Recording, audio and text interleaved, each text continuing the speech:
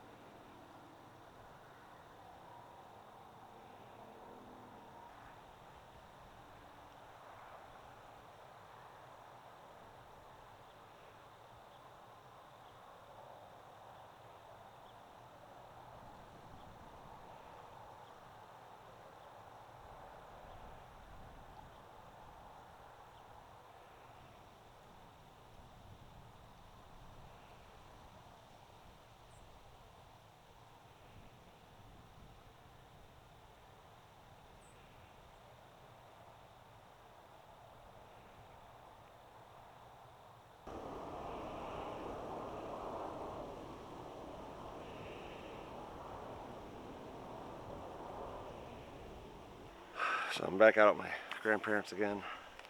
Got a south wind or north wind today, so it's like the perfect wind for where I'm sitting. I have pretty much everything I need for once, and we're gonna go out hunting. I got 3 cameras set up here.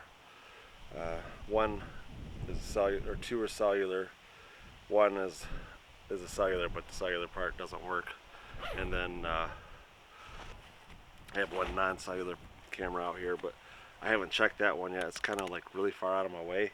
I have a camera set up right in front of the stand that I was hunting the other night, and when I was checking it, there is a lot more potential bucks out here than I knew of. There was quite a few shooter bucks on camera, and I mean, a lot of them are pretty active. So hopefully, I see one of those bucks tonight. I mean, I do have a target buck. He's the beer belly buck. He's been on camera for the last 4 years, 3 years, I think, 3 or 4 years. He was my main buck I was going after last year. This year, he got wider and his main beams got longer, but I think he actually shrunk in height. So he's probably getting at an age where his antlers are starting to get smaller. I don't know. It's interesting, but regardless, he's a solid buck. He just he knows I'm here. All right, so it's Sunday, October something. I think it's the second or it's the third Sunday because I think the season started on a Sunday. So it's the third season, it's the third Sunday, so it's probably 14th, 15th. I don't know. We had a family thing yesterday up north, and I didn't get to hunt, and then which was fine. It rained all day, but I saw deer everywhere. The whole drive back, just deer, deer, deer, deer. Some nice big bucks in Ithaca. So if you hunt in Ithaca, there's a nice one right off the highway. I'm sitting out here in the southwest corner again. With the corn up, this is just the best spot for me right now. I do have another camera set up down this trail about 200 yards. Now I'm gonna walk out that way and switch that card out real quick because I want to see if they're walking through there during the daytime. Directly behind me at the moment, but in front of the stand, I planted a little food plot. It did not grow very well, but they have been coming in here and eating on a regular basis. They're just eating the leaves. It's mostly collard greens, kale, and clover. I thought I spread more radishes in here, but I didn't. I guess not, or they ate all the tops to them already. So about 100 yards east of me, I'm gonna be watching pretty heavily. The other night when I was out here, I saw a couple does walking in there. I had a camera in there. Basically what it is I call it, me and my brother have been calling it the pond for years, because in the fall when it starts to rain it just fills up with water, and even in the spring when they plant it fills up with water, and the crops never grow right there, so it's just always just a big mud pit.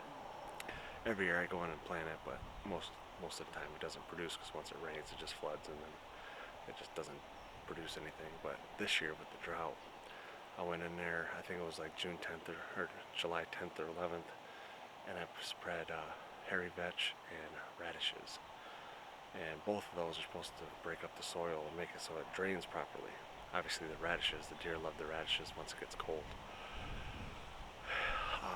Around the 1st of September I put a trail camera in there because I knew the youth hunt was going to be coming up. And the deer were in there all the time eating those radishes. The radishes grew.